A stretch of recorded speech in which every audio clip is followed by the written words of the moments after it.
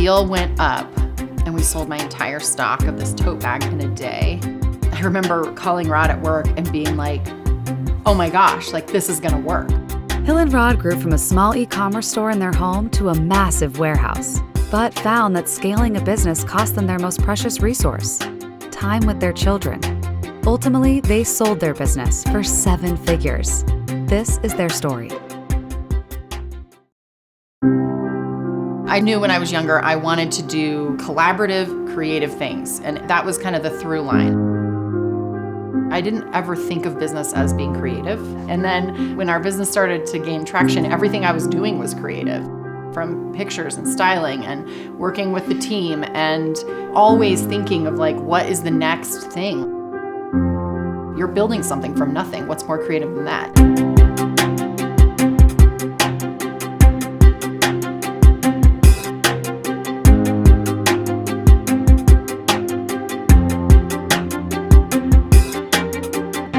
I grew up in Colorado and spent my summers in Utah with my dad up in the mountains.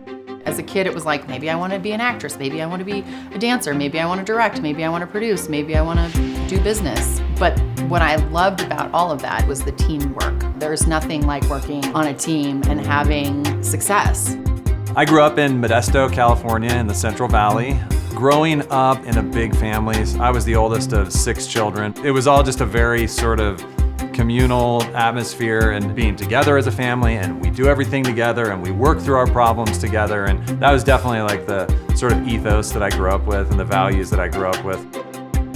I remember watching the ballroom company at my college perform, and I had such a visceral reaction. I remember crying through the whole concert. I was so moved by the movement and by the music and by the group that I started dancing. I didn't start dancing until I was in college.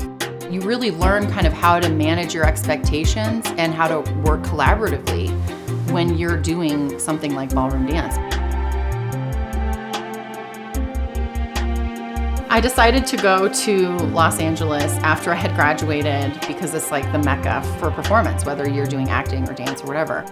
It was really my first foray into entrepreneurship because I had my own dance clientele, and that's really how I stayed alive financially, was teaching. So it was really learning how to juggle my own business and always trying to expand and looking for opportunities. You really learn how to hustle when you're in LA because you have to or you don't survive, you know? If you look at my resume, it looks like kind of this winding path, but I think in my mind, I always knew that I would become an entrepreneur, and thanks to Hill, she kind of helped jumpstart that so that I could do that. When I met Rod, I felt just extremely grounded.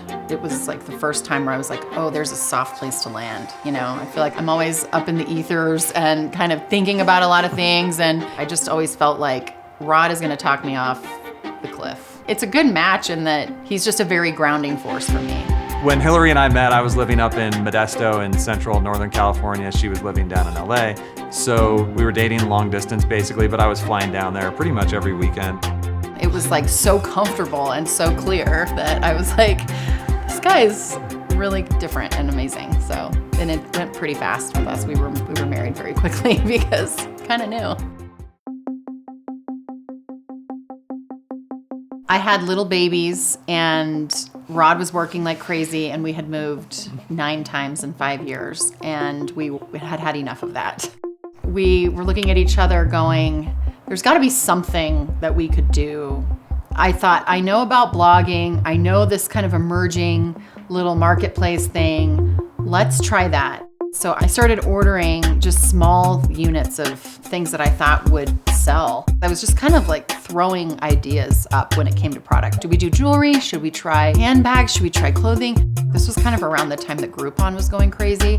And there was a boutique fashion deal network that reached out to me and was like, hey, why don't you sell on our website? And I had just bought these really inexpensive travel tote bags. And I thought, well, I have these, I'll just try it. So I took them outside, I did a little photo shoot with them, and the deal went up, and we sold my entire stock of this tote bag in a day. I remember calling Rod at work and being like, oh my gosh, like this is gonna work. The hustle mentality happened when I saw the opportunity when I thought, I have something here. And I just felt like through all of my time in LA, I knew how to style things, I knew how to shoot things, and I knew that I could make something look better than other people could, and that people would be really excited about the value and the price. So I remember very quickly talking to these marketplaces and being like, what do you need? And they're like, we really need clothing. So I just went on the hunt and I just started getting really aggressive with my buying, because I knew if I buy up all this product, then no one else can sell it, just me. We knew we had a business when we saw that there was like this pent up demand. You know, it was the timing, it was 2012, and we were still kind of in that economic slump, and these fashion houses were liquidating. So I started picking up product from everywhere I could. There was this moment where these women's boutique marketplaces had a ton of customers and not a lot of suppliers. So we were able to come in early as a supplier and meet the demands of all these customers who were pretty much there ready to purchase. That whole first year when we really started gaining momentum, it was around the clock. I would wake up and work, and then I would try to be present for my kids when I could, you know, and every minute they would go down for a nap, I was working, and then they would go to bed, and then I would work from 7 to like 1 in the morning, you know, for at least a year. Once the company started to take off, it really didn't feel that risky to jump in and kind of leave my stable job, because we could see the potential, we could see the sales starting to happen, we could see kind of where this could go, and it really did feel like the biggest risk would have been to not jump in and start the business. And at the time, we were running it out of my spare bedroom, and very quickly it was like warehouse, and then the warehouse got too small. So we moved warehouses on Black Friday, and in the meantime, we're adding 1 employee a week for a year and dealing with the scaling of that. Very quickly, we ended up going from sourcing other boutique designer stuff to getting our own products made. Within about a year, we had 2,000 SKUs that we were working with.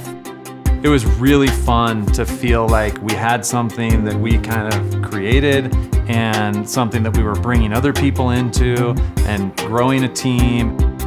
As we scaled, we had to learn the hard way some of the realities of an inventory business, where you're growing and you're scaling and you think you're doing well. It doesn't really show up on your cash flow statement because you're spending so much on inventory.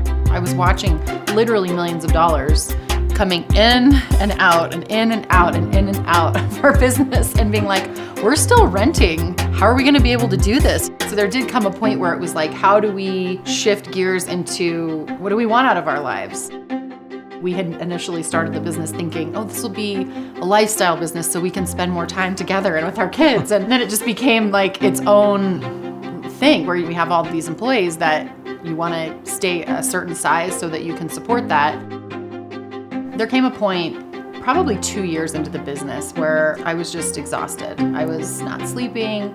I just felt like I was missing my children. I felt like I was missing out on things that I didn't want to miss out on.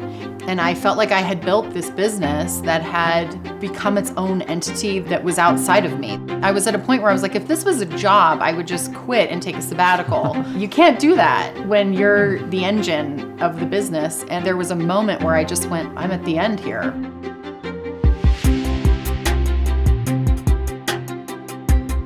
I hadn't built the business with the thought of how is this sustainable. We thought it was going to be a small little thing that I couldn't help myself when I saw the opportunity. It's just in my nature to like go 100% after something when I see the opportunity. For about a year, we were exploring all options. Like, do we sell? How do we make this more sustainable for me? Do we take it to the next level and try to blow it up even more? Or do we try to stay here at this size? You know, there's just always those conversations. He really is the one that was like, let's sell this business. I didn't know where to start to maybe look at selling a business, so I just started researching online. Turns out there was a handful of companies that sold e-commerce businesses like ours, and after doing some research, it was really obvious that Quiet Light was going to be the best fit for us. And as I kind of went through the Quiet Light website, I came across Jason Yelowitz's profile, and Jason just really stood out as somebody who I felt like was going to be sincere and competent. I felt like he really had a sense of the business, and it was really helpful to have someone who kind of saw the inner workings.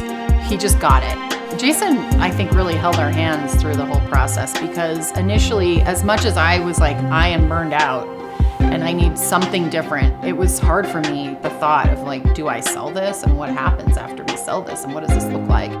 We were always building a business just looking at it from our perspective, not from the perspective of somebody who might want to buy our business and take it over. So Jason really helped us start to look at it from the perspective of a buyer and sort of step outside of ourselves and say, okay, if someone's actually going to be the new owner, what are they going to want to see? In a lot of ways, it was just looking at the business through a more sophisticated lens. I felt like we really grew up during the process of selling the company.